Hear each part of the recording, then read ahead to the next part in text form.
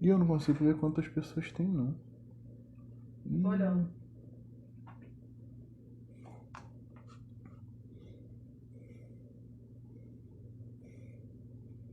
Boa noite.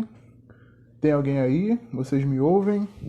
Áudio, vídeo, tudo funcionando certinho? Me fala aí, por favor. Eu não lido muito bem com tecnologia. A Punk me ajudou a configurar aqui. Me dá um retorno, gente, por favor. Se vocês estão conseguindo ouvir. Tô vendo as pessoas entrando, dá uma saudade, cara. Karina, Firmo, Caio, Samara. E aí, gente? Que bom, áudio e vídeo ok. Tô esperando. Eu, infelizmente, não consigo ver a quantidade de pessoas que tem. Tá.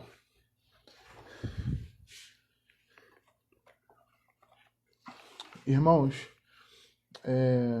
boa noite, mais uma vez. Eu gostaria de pedir a vocês que abrissem comigo as suas Bíblias, não em Mateus, mas no livro de Lucas, no Evangelho de Lucas, no capítulo 23, nós vamos ler do verso de número 52 até o número 56. Tudo bem? Lucas, capítulo 23, versos 52 a 56. É basicamente a mesma história, né? A mesma passagem que nós lemos em Mateus, só que Lucas tem atenção a algumas coisas diferentes. E é basicamente o único texto que fala sobre o sábado, que é o que nós estamos vivendo. Lucas 23, versos 52. Diz assim: Ele foi até Pilatos e lhe pediu o corpo de Jesus. E tirando-o da cruz, envolveu-o num lençol de linho e o depositou num túmulo aberto numa rocha, onde ninguém havia sido sepultado ainda. Era o dia da preparação e o sábado estava para começar. As mulheres que tinham vindo com Jesus desde a Galiléia seguiram José e viram o túmulo e como o corpo foi colocado ali. Então se retiraram para preparar óleos aromáticos e perfumes. E no sábado descansaram segundo o mandamento. Amém. Vamos orar. Senhor, te agradeço profundamente por esse dia, Pai. Agradeço pelo sábado que passamos, pela semana que passamos. Te agradeço pelo teu cuidado e carinho conosco, mesmo nós não sendo, mesmo com a gente não sendo merecedor. Pai, eu peço para que o Senhor fale conosco, que o Senhor transforme os nossos corações e que tenhamos atenção em ouvidos, mente e coração a tua palavra, o que o Senhor quer nos dizer. Em nome de Jesus, Pai. Amém. Na música clássica, os músicos são guiados por uma partitura. Acredito que todos saibam o que significa uma partitura. Na partitura, ela mostra não somente o tempo, as notas, mas a afinação da música. Ela é o ajuste fino de toda a orquestra. E cada instrumento, na verdade, cada músico com cada instrumento tem a sua partitura diferente. E é interessante, eu gostaria de chamar a atenção sobre isso, que na partitura estão não apenas as notas que são tocadas, os barulhos, né? Tem aquela pauta que são as linhas, os espaços, aí o tempo, tudo tá ali. A clave, que é aquele símbolo que o pessoal geralmente tatua, que simboliza a afinação da música, mas além dessas notas, que são aquelas notinhas pretinhas, né, que a gente desenha e faz as ligações, além delas, existe a figura da pausa. Elas são representadas e, na verdade, existem várias figuras de pausa e cada uma dessas figuras, elas representam um tempo diferente para essa pausa. Na partitura, toda a música está destrinchada na frente dos músicos. Todos os momentos, todas as passagens delas estão escritas ali e as pausas também. O tempo em que o músico para de tocar e o tempo em que ele volta a tocar. O maestro dá o comando, mas Como eu falei, a partitura é como uma legenda para toda a música. E músicos que tocam com partitura há muito tempo conseguem, inclusive, ouvir as notas antes mesmo de pegar no instrumento, porque eles veem na partitura. Dessa forma, antes de passagens importantes, ou na preparação para um tipo de refrão, alguma passagem desse tipo, sempre existe uma pausa. É uma dinâmica que acontece. O maestro vai conduzindo, a peça é conduzida, e aí antes de preparar eles respiram, e depois daquele respiro eles vêm com toda a força, todos os músicos. Algumas vezes o que acontece é que a pausa é total. Todos os músicos param, respiram e naquele breve momento de milionésimos de segundos, ou de 1 segundo, 2 segundos no máximo, é possível ouvir quase que o silêncio absoluto, antes que a orquestra volte com todos os seus componentes e com toda a sua força. E é exatamente isso que o sábado representa na história da qual nós estamos estudando, na história da crucificação e ressurreição de Jesus. É isso que o sábado que nós lemos, e muitas vezes por ansiedade ou até por uma falta de interpretação bíblica mesmo, a gente acaba passando por aqueles detalhezinhos que ficam no texto, e é exatamente este momento, esse silêncio para a entrada num momento triunfal da peça que nós estamos representando aqui. Eu não pretendo incluir falas que a Bíblia não tem, eu não pretendo conjecturar sobre coisas, como muitas músicas que nós ouvimos. Eu não pretendo fazer aqui teologia do tipo que diz que quando houve o silêncio, no sábado, quando Jesus estava morto, as pessoas apontam diversas coisas que provavelmente Jesus fez, e a ideia aqui não é trabalhar com o provavelmente Jesus fez, ou talvez Jesus tenha feito, mas trabalhar com o silêncio de Deus. Como a pedagogia do Senhor e como o Evangelho nos é transmitido no momento em que Deus não fala. Aqui, Jesus havia morrido, e juntamente com ele Judas. O clima é de desolação total. O silêncio marca um dia que, como eu falei, muitas vezes a gente passa sem saber, por desinformação ou ansiedade, ou a gente já sai conjecturando, como aquela música famosa, né, que todo mundo com certeza já viu, uma peça na igreja que conta que quando Jesus morreu, ele foi no inferno e tomou as chaves da mão do diabo. Irmãos, isso é uma inferência. E como eu sempre gosto de frisar, a boa teologia não é feita dessa forma. Nós vamos... Isso será uma reflexão breve, e nessa reflexão nós vamos perceber 3 pontos de como o silêncio de Deus nos ensina. Nessa situação específica, onde Jesus está morto, o clima é de desolação e desesperança completa. Como Deus fala conosco até a partir do silêncio. E a primeira maneira com que Deus fala conosco, melhor, não como, mas a forma, o que Deus fala conosco no meio do seu silêncio. A primeira coisa que essa passagem nos revela, essa transição entre a morte de Jesus e a sua ressurreição, o que o sábado representa para nós, primeiro, é que o pecado leva à morte, Deus odeia o pecado e punirá a humanidade pelo pecado, punirá o pecado. O que acontece é que nós temos um Deus que se revela, né? Francis Schaeffer escreve um livro com esse nome, e o Evangelho é todo baseado na revelação de Deus, em como um Deus que é bom e poderoso e soberano se revela a nós homens. Ele não apenas nos cria, mas vem no nosso socorro, ele aparece a nós. Tanto é que em João capítulo 1 vai dizer que Jesus é o Logos de Deus. Ele é a palavra, o verbo encarnado, a palavra revelada. E em toda a trajetória de Jesus, nós vemos um pai que tem prazer no seu filho.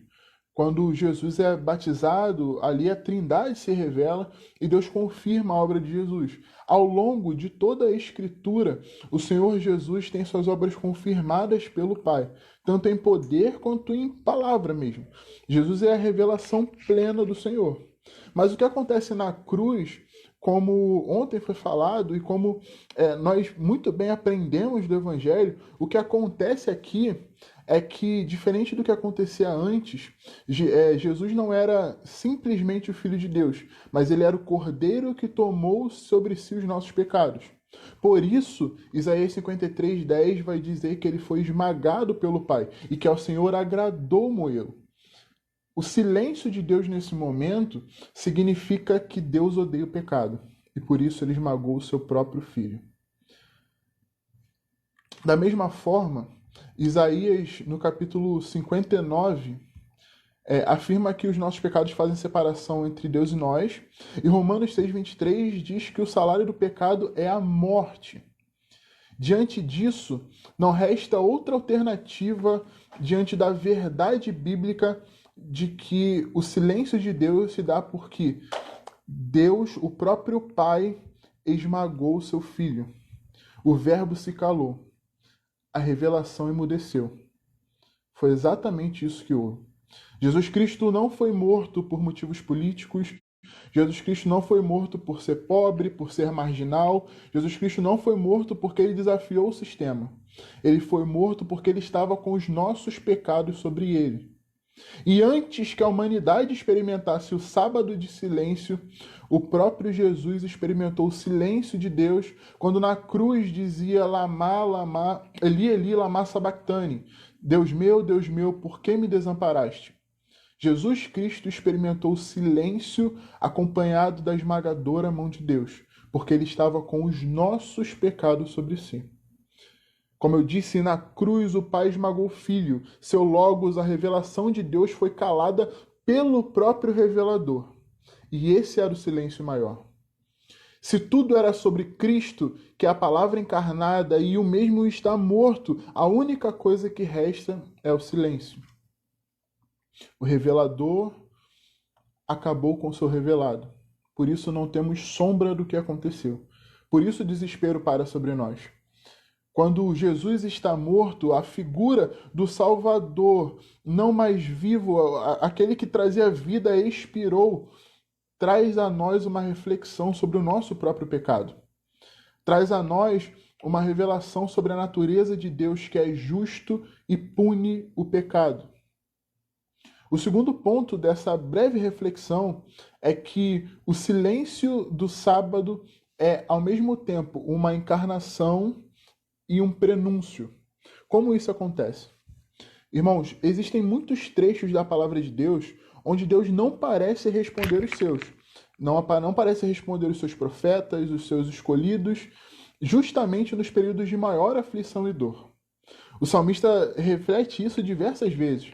Nós temos, por exemplo, o Salmo 7, o Salmo 22, o Salmo 60, e isso, inclusive, isso dentro de outros salmos. Foram só os que eu pesquei rápido, né? Onde ele pede auxílio ao Senhor, onde ele pede para que o Senhor se apresse em respondê-lo, se apresse a falar com ele, porque ele não aguenta mais ficar sem ouvir a voz do Senhor. Davi, ele usava palavras muito fortes quando ele falava sobre o fato de que Deus não estava respondendo. E, como eu falei, isso parece acontecer algumas vezes, não foi uma vez só, mas algumas vezes na vida de Davi. Temos Abacuque e muitos outros homens que experimentaram o silêncio do Senhor.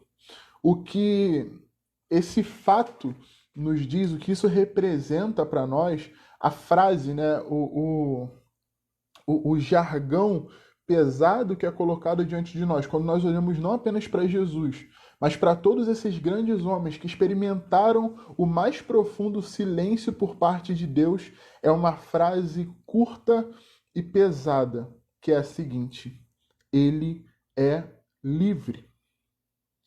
Irmãos, Deus é livre. Deus não está preso aos nossos gritos, Ele não vive em função de nós.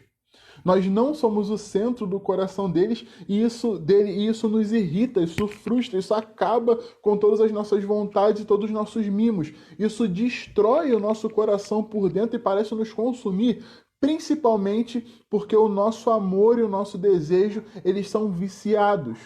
Nós queremos dominar tudo aquilo ao que nos apegamos.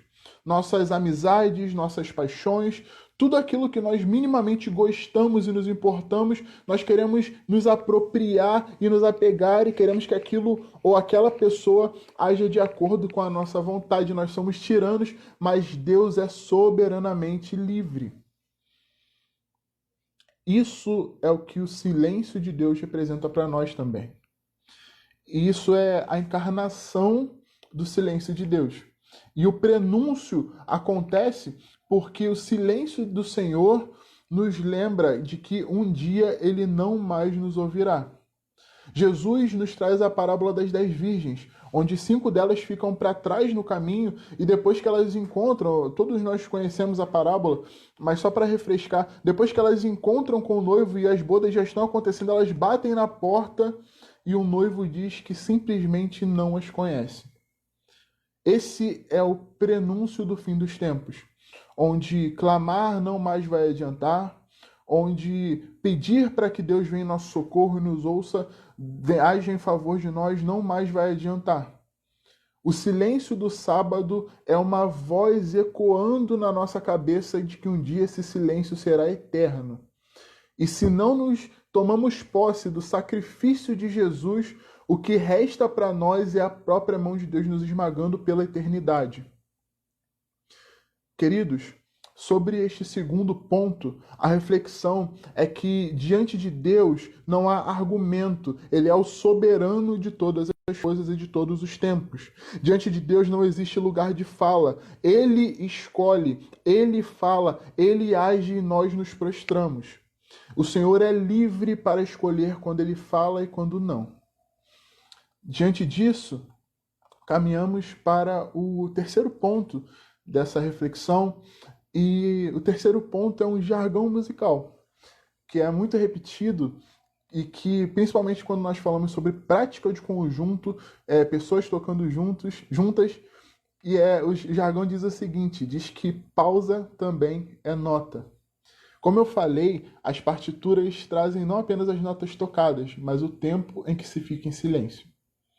E isso numa peça musical feita por homens falhos e pecadores e que por mais geniais que sejam, por mais inteligentes e aplicados naquilo que fazem que sejam, jamais chegarão à magnitude da obra que Deus fez na história, na narrativa da doutrina da redenção. Aqui é o magnum opus, a obra maior, mais grandiosa que o universo poderia haver. E diante dessa obra, não faria sentido o autor simplesmente emendar uma parte noutra. Diante dessa obra, o silêncio deveria ser à altura do que nos aguarda.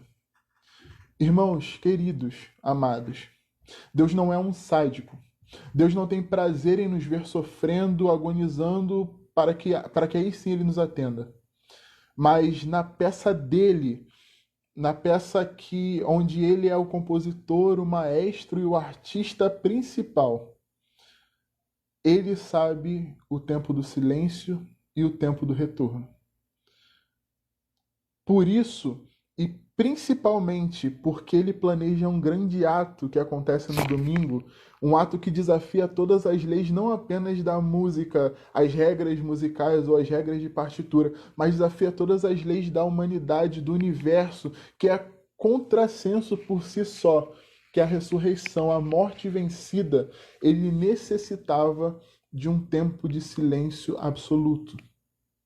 A pausa, o silêncio, são a preparação para o grande ato dessa peça.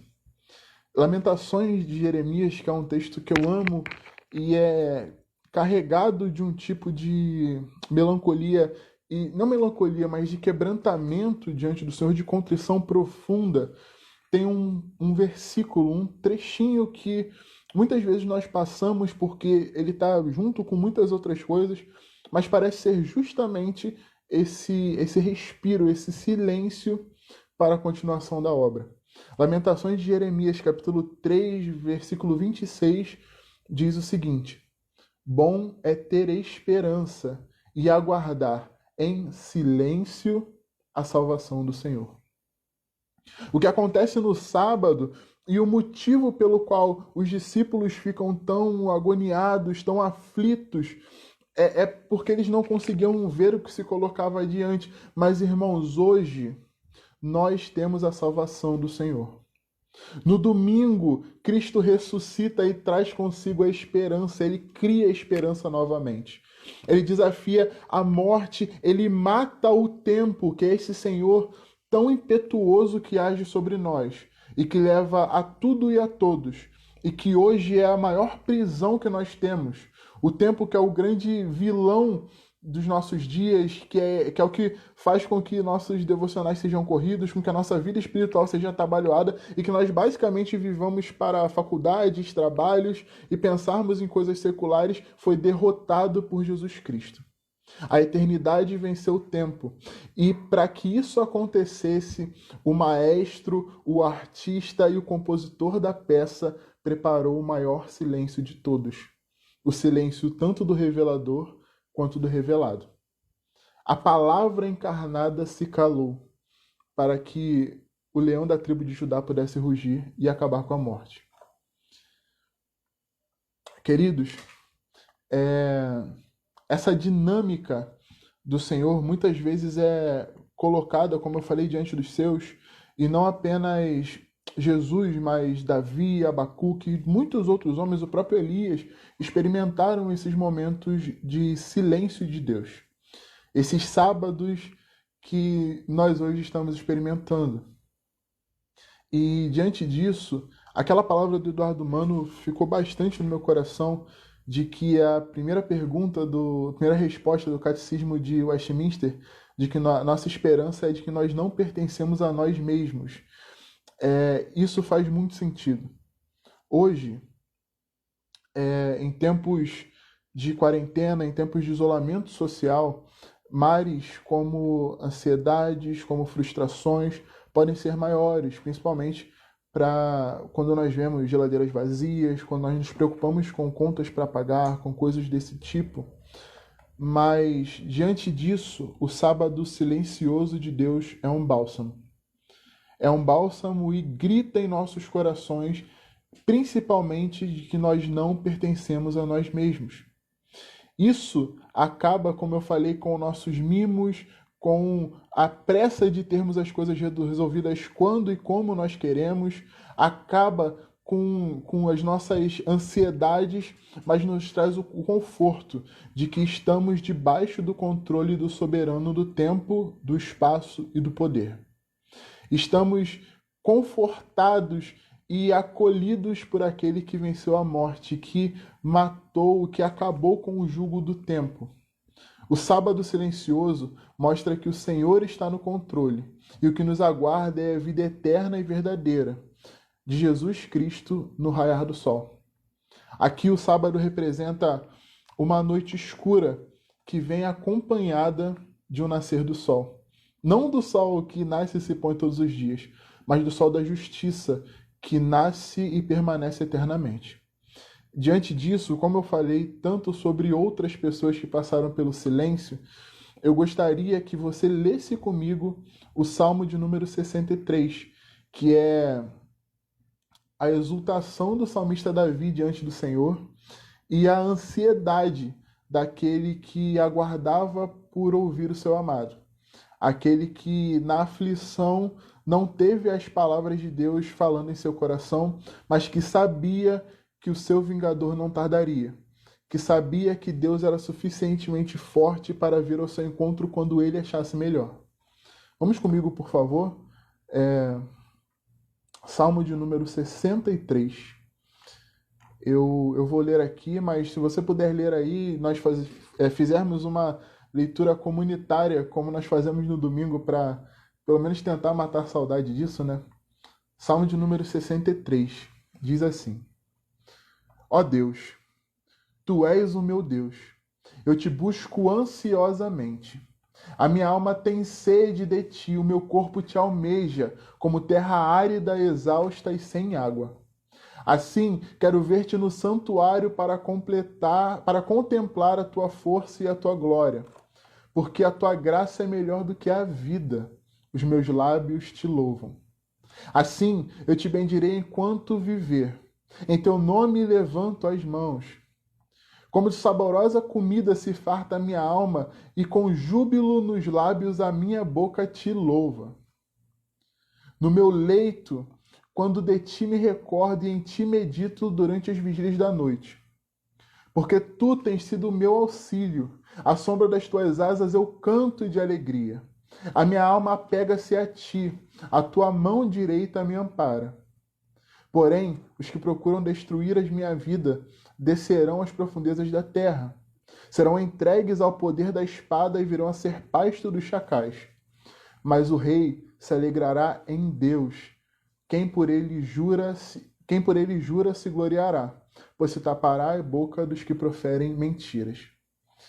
Que o Salmo 63, que é essa oração de Davi ansiando por ver o Senhor, possa ser a nossa oração nesse sábado de silêncio, no sábado onde não se pode ver, não se pode ouvir o Senhor e que antecede o dia em que Ele aparecerá diante de nós de novo. Eu peço para que vocês venham comigo em oração, com o coração quebrantado, completamente jogado aos pés de Jesus Cristo, pedindo para que Ele fale conosco, para que Ele se revele a nós e para que o verdadeiro significado da Páscoa não saia dos nossos corações. Que nós ansiemos o Senhor assim como o salmista Davi. Amém? Pai, eu te agradeço profundamente, Senhor. Pai, como eu anseio estar contigo. Eu te agradeço muito pela vida que o Senhor me deu, por tua graça comigo no dia a dia e por tudo que o Senhor faz por mim. Além de ter me dado vida e salvação, Senhor, tudo que o Senhor faz por mim é muito gracioso, mas, Pai, eu não vejo a hora de estar contigo na glória. Eu largaria tudo aqui para poder estar contigo quanto antes, Senhor. Pai, se faça presente em nossa vida, em nossos lares nessa noite, e que, se for de tua vontade, que no sábado de silêncio o Senhor se revele particularmente a cada um de nós. Fala aos nossos corações, nos quebra, nos refaz. Somos teus, Senhor. Te dou graças por isso. Te dou glória porque o Senhor nos comprou, somos propriedade tua e isso lança fora todo medo. Obrigado por teu amor, obrigado por tua graça, obrigado por tua valentia em nos comprar. Senhor, te agradeço também pelo teu silêncio, porque ele nos ensina tanta coisa. Pai, obrigado porque em meio a tanta poluição sonora, em tanta correria da vida, em tantos fones de ouvido alto, o Senhor prepara o silêncio que antecede a glória verdadeira. Obrigado, Senhor.